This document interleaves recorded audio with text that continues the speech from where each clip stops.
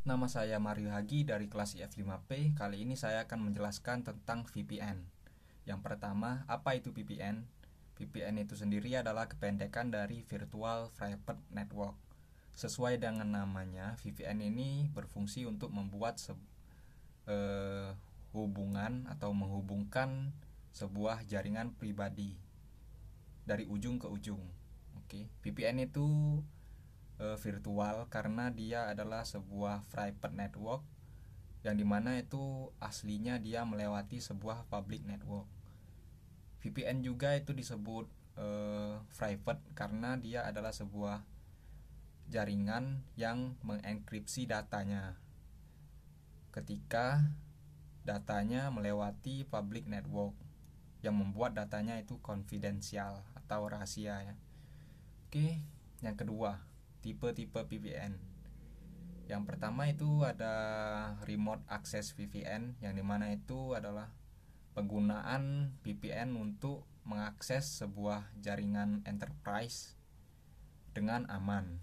Yang dimana cara penggunaannya itu ada dua, yaitu melewati clientless VPN connection, yang dimana itu menggunakan web browser SSL connection.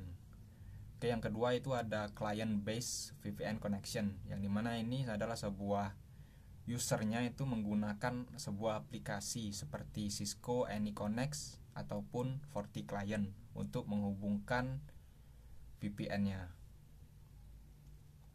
Oke, lalu ada SSL VPN, yang dimana ini SSL ini menggunakan infrastruktur public key dan juga digital sertifikat untuk mengautentikasi user-usernya. Oke, lalu ada site to site IPsec VPN, yang dimana ini sama seperti remote access VPN, tapi bedanya dia menggunakan VPN gateway di end usernya. Jadi end user itu atau seperti laptop atau komputer atau HP, dia tidak menggunakan VPN secara sadar, karena VPN-nya itu berjalan di VPN gateway-nya, bukan di laptop atau ya end user-nya.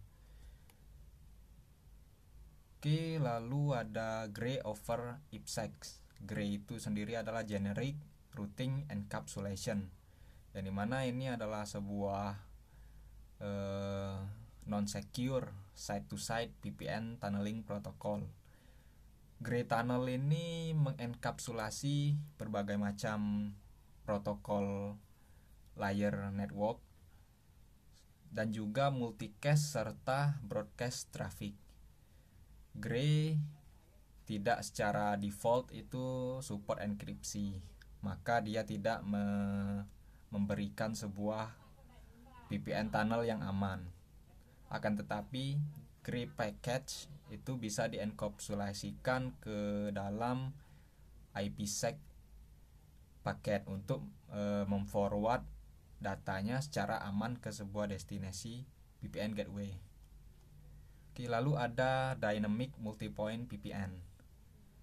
Dynamic Multipoint VPN ini adalah sebuah software Cisco, solusi dari software Cisco untuk membangun multiple VPN dengan mudah, dynamic dan juga scalable, bisa di skalanya lebih mudah gitu. Oke, lalu ada IPsec Virtual Tunnel Interface, yang dimana ini mempermudah atau memsimplifikasi sebuah proses konfigurasi yang diperlukan untuk menyupport multiple sites dan remote access. Lalu ada service provider MPLS VPN, yang dimana ini trafiknya itu di forward melewati MPLS backbone menggunakan label. Trafiknya ini aman karena service provider customer tidak bisa melihat masing-masing trafik. Oke. Yang ketiga, apa saja protokol VPN itu? Protokol yang bekerja pada jaringan VPN itu ada, yang pertama itu BPTP, point to point tunneling protocol, yang dimana ini adalah sebuah protokol jaringan yang memungkinkan transfer data dari remote client ke server pribadi perusahaan dengan membuat sebuah VPN melalui TCP IP. Oke, yang kedua ada Layer 2 Tunneling Protocol atau L2TP, yang dimana ini adalah sebuah tunneling protokol yang memadukan dua buah tunneling protokol, yaitu L2F Layer 2 Forwarding, yang dimana itu adalah milik Cisco, dan juga BPTP yang dimana itu milik Microsoft. L2TP biasa digunakan dalam membuat Virtual Private Dial Network (VPDN) yang dapat bekerja membawa semua jenis protokol komunikasi di dalamnya. Lalu ada IPsec atau Internet Protocol Security, yang dimana itu adalah sebuah pengembangan dari protokol IP yang bertujuan untuk menyediakan keamanan pada suatu IP dan layer yang berada di atasnya. IPsec merupakan metode yang memproteksi IP datagram ketika paket ditransmisikan pada trafik. IPsec bekerja pada layer 3 OSI, yaitu network layer, sehingga dapat mengamankan data dari layer yang berada di atasnya. Lalu ada SSL atau Secure Socket Layer, dan juga Transport Layer Security (LTS), yang merupakan solusi protokol untuk VPN yang bekerja pada layer 4. Pengguna dapat mengakses VPN perusahaan melalui aplikasi browser karena protokol ini merupakan protokol kriptografi yang digunakan untuk mengamankan komunikasi melalui internet.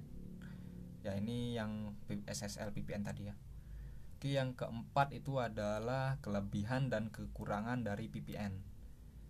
Kelebihan dari VPN itu banyak ya. Yang pertama, jangkauan jaringan lokal yang dimiliki suatu perusahaan akan menjadi luas, sehingga perusahaan dapat mengembangkan bisnisnya di daerah lain karena perusahaan bisa menggunakan internet ya, atau melalui internet dalam berkomunikasi ke end user yang lain. Oke. Lalu penggunaan VPN dapat mereduksi biaya operasional bila dibandingkan dengan penggunaan lease line sebagai secara tradisional untuk mengimplementasikan WAN, karena VPN itu sifatnya ya tadi memanfaatkan public network ya. Lalu penggunaan VPN juga dapat mengurangi biaya telepon untuk akses jarak jauh karena hanya dibutuhkan biaya telepon untuk panggilan ke titik akses yang ada di ISP terdekat. Lalu ini banyak pengeluaran biaya yang berkurangnya kebanyakan. Lalu di sini ada biaya operasional perusahaan juga akan berkurang bila menggunakan VPN karena pelayanan akses dial-up dilakukan oleh ISP, bukan oleh perusahaan yang bersangkutan.